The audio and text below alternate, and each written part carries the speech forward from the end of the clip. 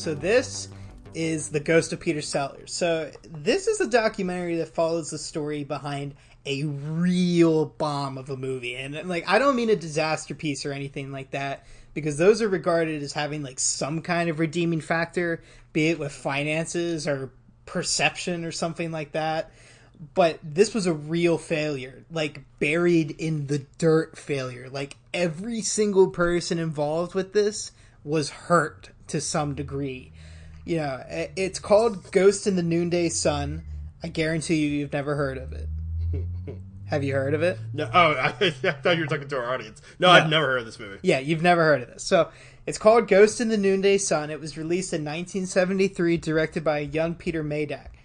Written by Spike Milligan, and perhaps most importantly, starred Peter Sellers, one of the great comic geniuses of that time and of all time. Absolutely. So in all three cases, but to different extents, those names carried a different weight in the early 70s. Madak was an up-and-coming director who had been told, he had success at film festivals. He felt like and was told by his studios and his producers that he was on the top of the world. And the pairing of Milligan and Sellers, while a bit rambunctious, was a winning ticket. The two were best pals on and off the screen. So with that setup and an early introduction revealing that all three men were itching to work together at the time, the question obviously is, what the fuck happened here? You know, and nicely done, Luke. Nicely done. Peppered it in. Yes, and that's what I thought the movie was going to be about. But I started asking questions literally during the first scene. We watch Madak, now much older and grayer, obviously, walk down a flight of steps and into this elegant room where he greets an old friend. But once he gets there, he turns around and does it all over again. So that synthetic approach really caught me off guard. You know, it kind of felt like a behind-the-scenes accident, you know, like a take, you know. This is the real take, but we're going to redo it again and put it in the movie. It really threw me off. So, you know, I initially dismissed it as like some kind of allegory to the director's spirit, you know, wanting to take control of everything around it. You know, like I'm sure it happens all the time with documentaries, especially documentaries about filmmaking, where you interview a director of some kind and he's like, actually, I'm going to sit here because the lighting's better. Like, you know what I'm saying? Right. I thought it was something like that. Oh, I can do something better than that. I'll get you something better than that. That kind of thing.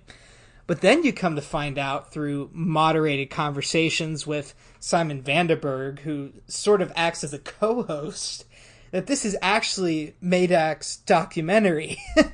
And I didn't know that. I mean, I didn't know anything about this going into it except Peter Sellers was involved. So, as it turns out, this movie, though it does contain the WTF storyline, is also a very fourth wall and cathartic experience.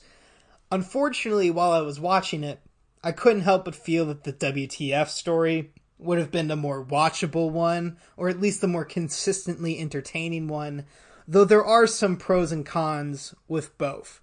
The most obvious benefit here with the director's, you know, the director's swan song of sorts, you know, the director's redemption with Madak's apology of sorts and coming to terms with this, is that you really get into the minds and emotions of the people.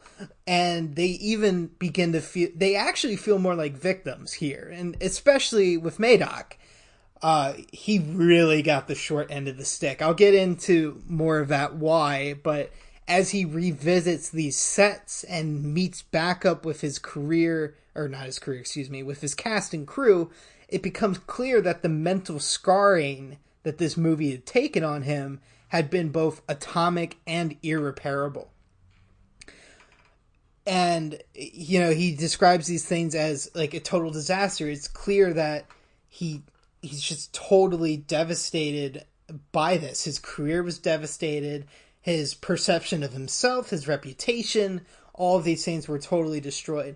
And you obviously, Spike Milligan and Peter Sellers have both passed away since then, as has pretty much everybody who was involved with this movie, with very few exceptions, one of which the film is dedicated to because that guy also died before it was released. You know, it's just like, this is a story, like that part of it is kind of exciting because this is a story that is quickly fading away. Like this movie made me really think like, oh man, I kind of wonder how many other stories are out there like this, but like nobody knows them because the movie was so bad. The movie is so taboo. People don't want to talk about it anymore.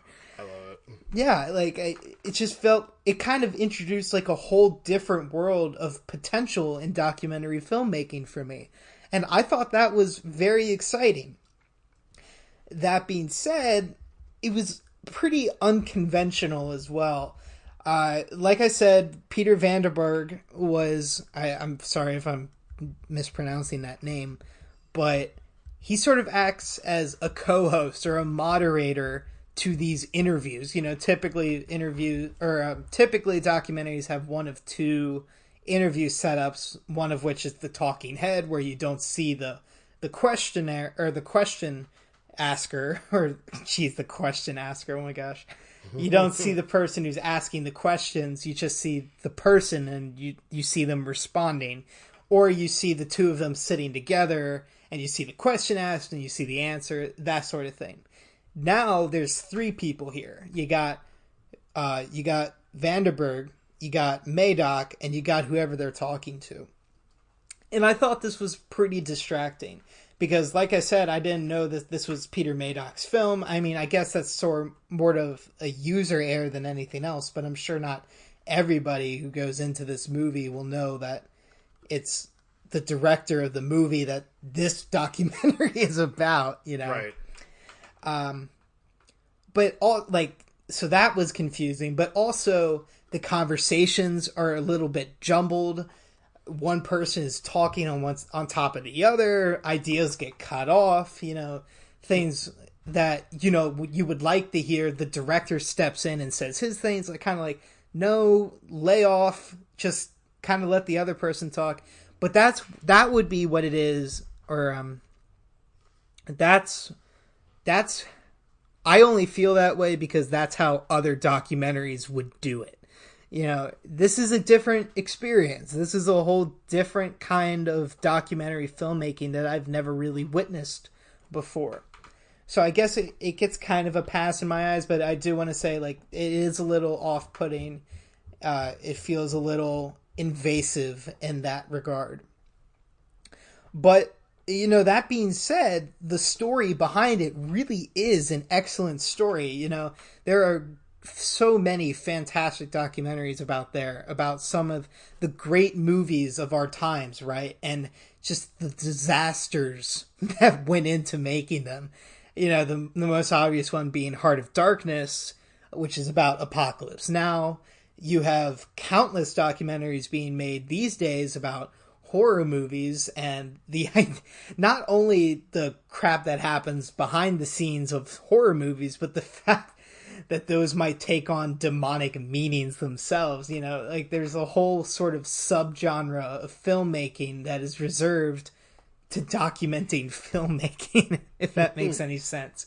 Right. But that's a really great, that part's a really great story. You know, you find out that Peter Sellers is hard to work with, and you think, oh, maybe he's just kind of a stuck-up guy. The quote that they use is Peter Sellers saying, no, I'm not difficult, quote unquote. I just can't stand ignorance. I can't, or I can't stand young people, or not young people, excuse me. Shoot, I wrote it down. Or young minds, young intelligences. Let's see. I can't stand mediocrity. There you go.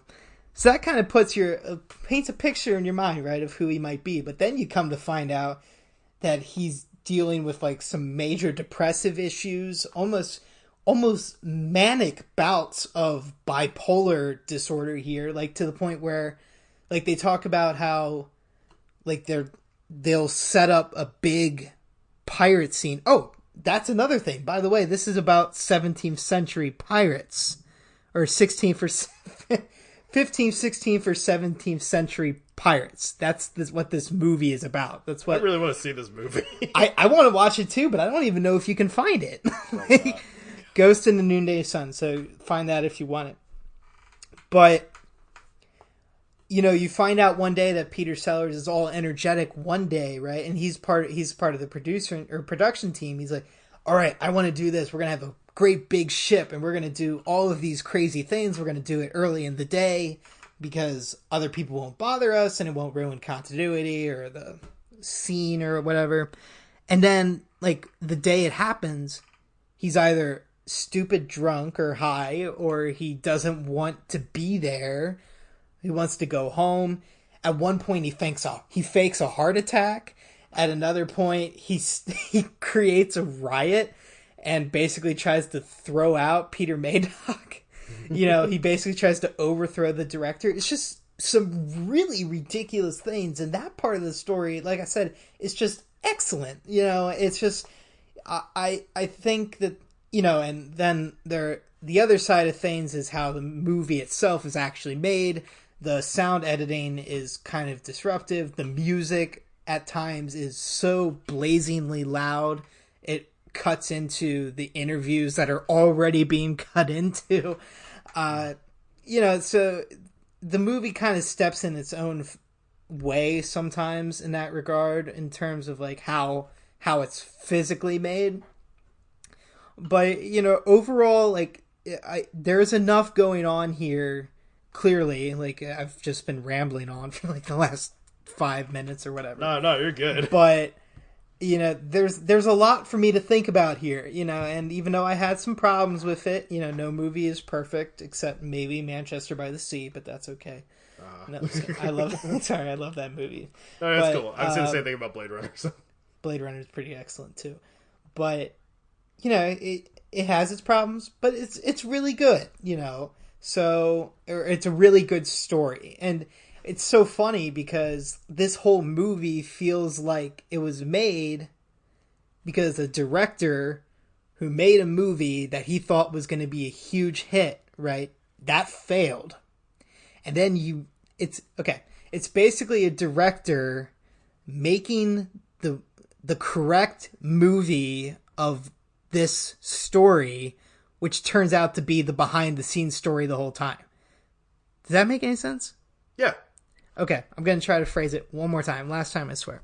So it's kind of like the whole purpose of Ghost in the Noonday Sun was so that this behind the scenes story could be told one day. And it's the director realizing that and making it happen. I'm giving this 3.5 out of 5 stars.